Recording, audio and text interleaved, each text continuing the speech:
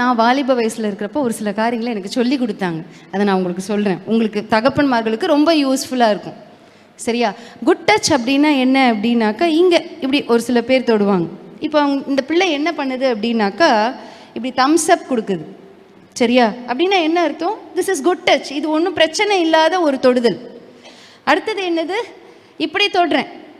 காது காது ஒரு சில நேரத்தில் யாராவது இப்படி வாண்டு, இது ஒன்றும் பேட் டச் கிடையாது, இது குட் டச் தான். சரியா?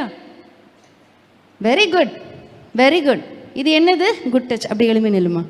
இது குட் டச். இதே ஒரு ஆண் புரியுதா, ஒரு நெருங்கிய நண்பரோ இல்லை டியூஷன் மாஸ்டரோ அப்படியே தடவி அந்த முதுகுக்கு கீழே இப்படி வந்தாங்க அப்படின்னாக்கா, இதுக்கு பேர் என்ன அப்படின்னு பார்த்தீங்கன்னா, திஸ் இஸ் பேட் டச். அதே போல் இந்த கைகள் முன்பாக போகும் அப்படின்னாக்கா, இந்த இடுப்பு வரையில் நீ மேலே பாரு, இது முன்பாக போகும் அப்படின்னாக்கா, திஸ் இஸ் பேட் டச். இது யார் சொல்லி கொடுக்கணும்? ஒரு தாய் தான் சொல்லி கொடுக்கணும். அடிக்கடி இதை சொல்லி கொடுக்கணும்.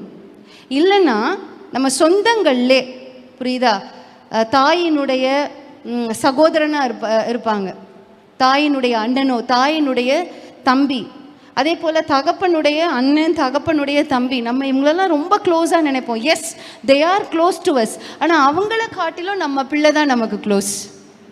எஸ் சொல்லுங்கள்.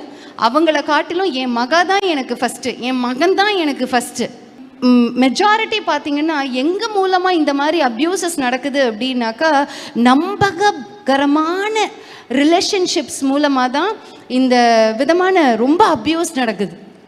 அதில் முக்கியமாக பொம்பளை பிள்ளைங்களால் சொல்லவே முடியறதில்ல. ஆம்பளை பசங்க ஒரு குறிப்பிட்ட ஸ்டேஜ் வரைக்கும், என்னென்னா ஒரு 9 வயசு வரைக்கும் அந்த ஆம்பளை பிள்ளைங்களால் வாயே திறக்க முடியாது. எப்படி சொல்கிறதுன்னே தெரியாது, யார்கிட்ட போய் சொல்கிறதுன்னே தெரியாது. ஏன்னா அம்மா நல்லா பேசுவாங்க, அப்பா நல்லா பேசுவாங்க, அம்மாட்ட போய் சொன்னால் என்ன சொல்லுவாங்களோ தெரியல, அப்பாட்ட போய் என்ன சொல்லுவாங்களோ தெரியல அப்படின்ற ஒரு பயம்.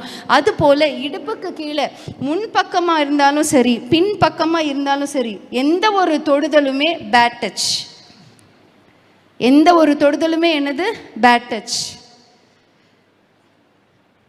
தேங்க்ஸ்மா.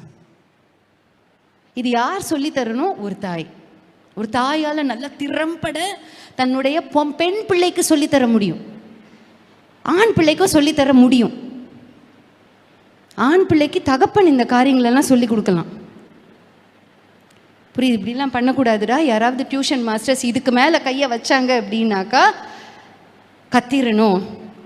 3 வேர்ட் சொல்லுவாங்க, 3F அப்படின்னு சொல்லுவாங்க. ஃப்ரைட், ஃபைட், ஃப்ளைட் அப்படின்னு சொல்லுவாங்க. ஃப்ரைட்